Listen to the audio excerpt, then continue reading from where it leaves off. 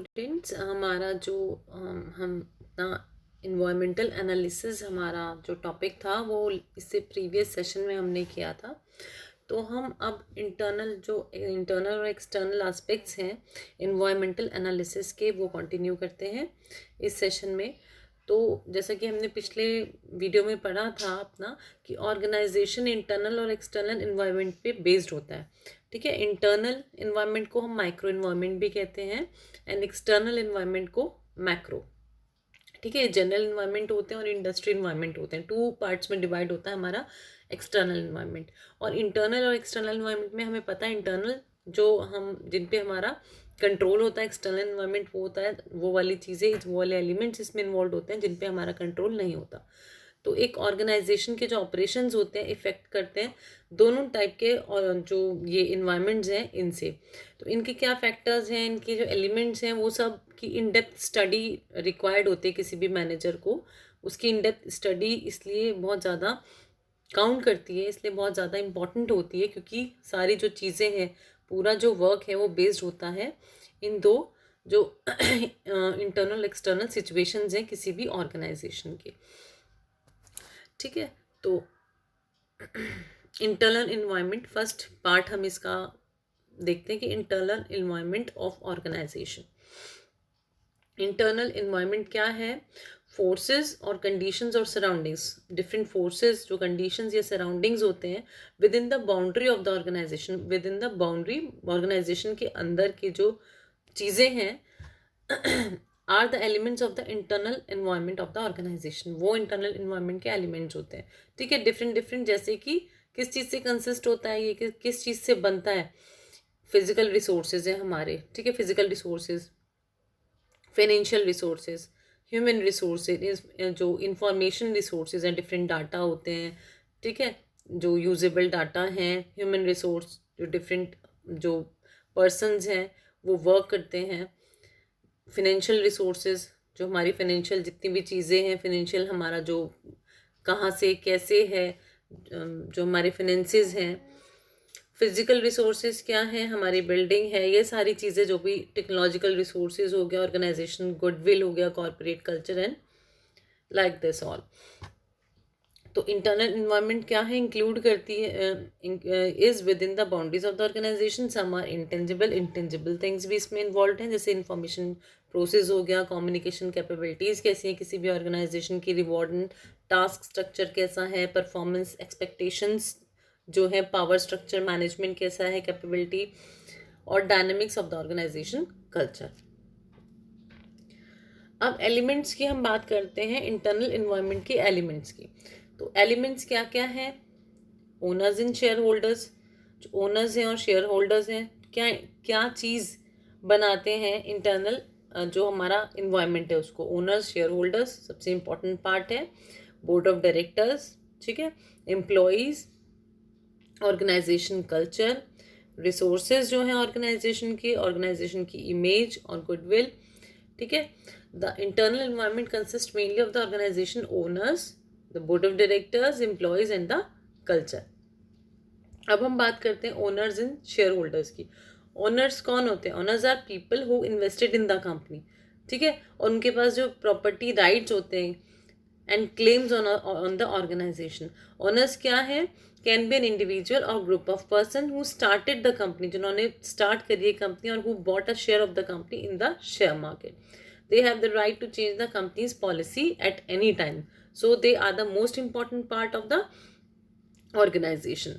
Whoever the owner, they are an integral part of the organization internal environment. Owners play an important role in influencing the affairs of the business. This is the reason why managers should take more care of the owners of their organisation. यही एक reason है कि उनके पास सारी की सारी authority होती है पॉलिसीज चेंज करने की। ठीक है, ओनर्स बहुत इंपॉर्टेंट रोल इसलिए प्ले करता है in the affairs of the business. Next आता है हमारा board of director. Board of directors क्या होते हैं? गवर्निंग बॉडी होते हैं किसी भी कंपनी के, who is elected by stockholders. ठीक है, जिनको जो इलेक्टेड कौन करता है? Stockholders, and they are given the responsibility for overseeing a firm's top managers. ठीक है, उनको जो रिस्पॉन्सिबिलिटी दी जाती है पूरा का पूरा जो मैनेजमेंट है पूरा उसको लुक आफ्टर करने का, जैसे कि जनरल मैनेजर हो गए, जो टॉप मैनेजर्स होते हैं जितने भी। नेक्स्ट आते हैं एम्प्लॉयज़। अब एम्प्लॉयज़ क्या होते हैं? एम्प्लॉयज सबको पता है वर्क फोर्स है, द मोस्ट इंपॉर्टेंट एलिमेंट होता है। जो एचआर होता है, ह्यूमन रिसोर्स होता है, मोस्ट इंपॉर्टेंट एलिमेंट होता है किसी भी ऑर्गेनाइजेशन का, जो इंटरनल इन्वायरमेंट को बनाता है, जो इंटरनल इन्वायरमेंट जिसका जो इंटरनल इन्वायरमेंट का एलिमेंट होता है। विच performs the task of the administration, जो क्या परफॉर्म करता है? Task of the administration. Individual employees and also the labour unions, they join are important parts of the internal environment. ये दोनों भी बहुत इंपॉर्टेंट पार्ट होते हैं, लेबर जो यूनियंस हैं, इंडिविजुअल एम्प्लॉयज हैं। If managed properly they can positively change the organization's policy, but ill management of the workforce could lead to a catastrophic situation, ठीक है, for the company। अच्छे से manage किया जाए तो पॉजिटिव चेंजेस आते हैं ऑर्गेनाइजेशन के अंदर, लेकिन अगर किसी तरह से इल मैनेजमेंट है, अच्छा नहीं है जो वर्क है, तो वो एक बहुत ही बिल्कुल हार्मफुल सिचुएशंस क्रिएट कर देता है विद इन द ऑर्गेनाइजेशन। तो जो एम्प्लॉयज़ है इंटरनल इन्वायरमेंट का बहुत इंपॉर्टेंट एक एलिमेंट होता है। नेक्स्ट आता है हमारा ऑर्गेनाइजेशनल कल्चर। ऑर्गेनाइजेशनल कल्चर क्या होता है? कलेक्टिव बिहेवियर होता है of the members of the organisation. जो मेंबर्स हैं ऑर्गेनाइजेशन का, उनका कलेक्टिव बिहेवियर, उनके वैल्यूज़ क्या है, विजन क्या है, beliefs, habits that they attach to their action. तो an organization culture plays a major role in shaping its success because the culture is an important determinant of how well the organization will perform। तो ये एक important part है, ये भी organization culture, जो एक important determinant होता है जिससे पता चलता है कि कैसे organization perform करती है। किसी भी चीज़ की जो vision है, beliefs हैं, ठीक है, values हैं, वो बहुत matter करती हैं। तो internal part ये create करता है, कैसा culture है, क्या है, बहुत highly depend होता है उस पर हमारी जो एक जो internal जो इन्वायरमेंट है वो हाईली डिपेंड होता है उस चीज़ पे। मतलब एक जो ऑर्गेनाइजेशन का ओवरव्यू है वो पॉजिटिव है या नेगेटिव है, उसको जज करने के लिए। नेक्स्ट आता है रिसोर्सेज क्या होते हैं किसी भी ऑर्गेनाइजेशन के। इंटरनल रिसोर्सेज क्या होते हैं? Physical resources, human resources, financial resources, informational resources and technological resources. ठीक है, 5 ब्रॉड हेड्स होते हैं ये रिसोर्सेज ऑर्गेनाइजेशन के। पहला आता है हमारा फिजिकल रिसोर्सेज। फिजिकल रिसोर्सेज क्या होते हैं? हमें पता ही है, land, building, warehouse, all kinds of जो मटेरियल, इक्विपमेंट और मशीनरीज होते हैं।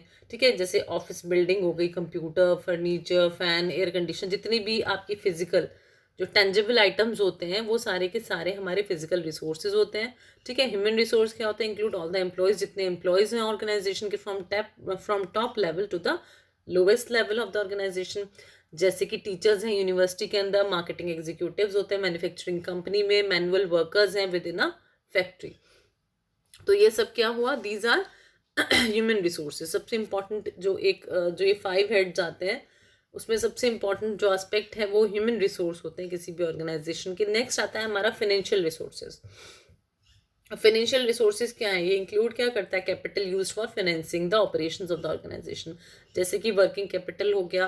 ठीक है, इन्वेस्टमेंट जो किया है ओनर्स ने, प्रॉफिट्स क्या है, हमारे रिजर्व फंड्स क्या क्या है, रिवेन्यूज जो रिसीव्ड हुए हैं आउट ऑफ अ सेल, जो हमारा प्रॉफिट है।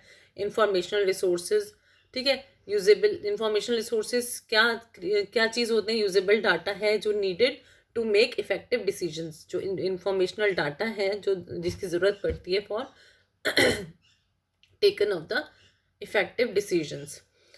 Examples are sales forecast, ठीक है, price list from suppliers, market related data है, employees profile and production reports. Next आता है हमारा organizational image. Organizational image goodwill, जैसे आप गुडविल भी जानते हैं, रेपुटेशन है जो कंपनी की, जो बहुत वैल्यूएबल, जो हमारी इंटेंजिबल एसेट्स हैं, बहुत वैल्यूएबल। अगर हाई रेपुटेशन है, हाई गुडविल है, वो क्या डेवलप करती है? फेवरेबल इमेज डेवलप करती है किसी भी ऑर्गेनाइजेशन की in the minds of the public. ठीक है, एक कस्टमर की, जो हमारी पब्लिक है जिसको हम कस्टमर्स बोलते हैं, अगर रेपुटेशन अच्छी नहीं है तो वो क्या क्रिएट करती है? Positive image. जो एक नेगेटिव इमेज है उसको क्रिएट करती है। पॉजिटिव इमेज को क्रिएशन वहाँ पे नहीं होगा, नेगेटिव इमेज डिस्ट्रॉय करती है अल्टीमेटली हमारे ऑर्गेनाइजेशन एफर्ट्स को, ठीक है। उसकी वजह से अगर नेगेटिव इमेज है, हम अट्रैक्ट नहीं कर पाते अपने कस्टमर्स को in a very highly competitive world. जो इतना हाईली कम्पिटिटिव वर्ल्ड है उसमें मतलब सबसे बहुत इंपॉर्टेंट एस्पेक्ट होती है ये भी, एक ऑर्गेनाइजेशन की good image, goodwill. The internal environment of an organization consists of the conditions and forces that exist within the organization, ठीक है। तो इंटरनल इन्वायरमेंट क्या हुआ, something called micro environment portrays an organization in house situations जो होती है ना, organisation has full control over the situations. Organisation का फुल कंट्रोल होता है कैसे हमें क्या क्या चेंजेस लाने हैं, सारी चीज़ों को बेहतर बनाने के लिए, ठीक है, उसकी डेवलप करने के लिए। Unlike the external environment, firm can directly control the internal environment. External environment में तो कंट्रोल नहीं कर सकता, लेकिन जो इंटरनल इन्वायरमेंट है, एक्सटर्नल में तो हम इस चीज़ पे कंट्रोल नहीं कर सकते, लेकिन जो हमारी इंटरनल इन्वायरमेंट है उसको हम डायरेक्टली कंट्रोल कर सकते हैं, जो कि हमारा इंटरनल एस्पेक्ट होता है हमारी ऑर्गेनाइजेशन का। This is all for today. हमारा इंटरनल जो इन्वायरमेंट है उसकी क्या क्या चीज़ें हैं, क्या क्या एलिमेंट्स हैं, वो हमने कंप्लीट किया है। नेक्स्ट हमारे जो सेशन होगा उसमें हम अपना एक्सटर्नल इन्वायरमेंट कंप्लीट करेंगे।